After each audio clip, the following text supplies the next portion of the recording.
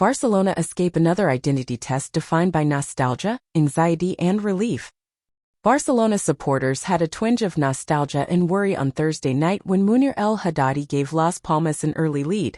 Sandro Ramirez provided assistance for his goal in the 12th minute.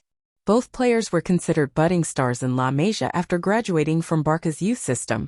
However, their trajectories were obstructed when Lionel Messi, Neymar, and Luis Suarez were the starting lineup's frontline players. After the first goal, Ramirez and Munir, who are both now 28 years old, embraced in joy. Francisco Javier Garcia Pimienta, the Las Palmas manager, gave his coaching staff a hug while sitting on the bench. In Barcelona, Garcia Pimienta was also formed. He coached Barca's youth teams for 17 years, rising through the ranks and eventually winning European and national titles with the under-19 Juvenile A team in 2017-18. After that, he was named head coach of Barcelona Athletic, the club's reserve squad that plays in the third division of Spanish football. His reputation only grew to the point where, following Quiquixion's dismissal in August 2020, his name was even mentioned as a candidate for the starting lineup. Eventually, Ronald Koeman took over, and the next summer, Garcia Pimienta was also ousted from Barca Athletic, just as Joan Laporta returned to her position as club president. Many were taken aback by the decision, placing former Barcelona defender Rafael Marquez in his former role. Garcia Pimienta created a project using Barca DNA at Las Palmas, where he moved in January 2022.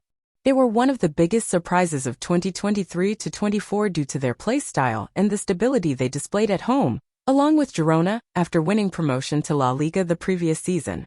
All of this made it an especially tough task for Xavi's Barcelona, who came into the Christmas break lacking consistency and form after suffering a devastating 4-2 home loss to Girona. Their ostensibly more modest opponents displaying everything they were unable to. On Thursday, it appeared like things would continue in the same manner during the first half. Once Munir had given Las Palmas the lead, Ramirez struck the base of the post twice and Inaki Peña was pushed into clutch saves both times. Barcelona had a poor start.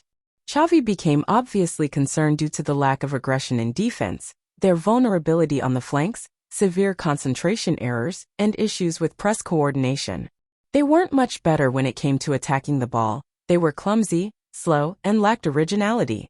They were unable to capitalize on their opponent's flaws, and it appeared that not much had changed from how they concluded 2023.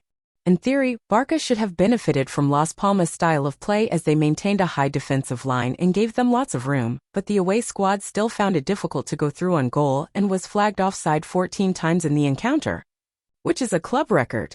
In La Liga history, only 2 times has a higher total been noted: Valencia in 2007 and 2004 with 17. However, as has been the case all season, there was improvement in the second half. Barca launched far more potent attacks. They had 5 goals by the end of the game, but they had not scored any in the first 45 minutes of play. Though the opportunity came from a defensive blunder, Ferran Torres, who Xavi started ahead of Joao Felix, had a wonderful game and scored the equalizing goal in the 55th minute with a neat finish. After leveling the score, Barca did undoubtedly get stronger, but it was noteworthy that Xavi chose to take Robert Lewandowski's position as the hunt for a winner intensified with a number of substitutions in the last quarter. Joao Felix, Lamine Yamal, Rafinha, and rookie Vitor Roque were all substituted on, but Ilkay Gundogan's penalty in the 93rd minute, given following a foul by Daley Sinkgraven, who was sent off for obstructing a clear goal-scoring opportunity, was the game winner. Against a squad that seemed more accomplished and fluid in their interactions with competitors, Barca had once again displayed questionable play. However, what mattered most to Xavi, the atmosphere in the club, and the players' quarters was that they came back with 3 points, preventing their already terrible mood from getting any worse. It would have hurt to lose against a side so deeply inspired by former members of their own team. It would have been much more agonizing to fall 10 points behind Real Madrid and Girona, the league leaders.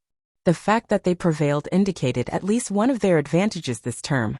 The club enjoys pulling off late comebacks, and goals scored in the last 15 minutes of games have contributed to 30 of their 41 points this season.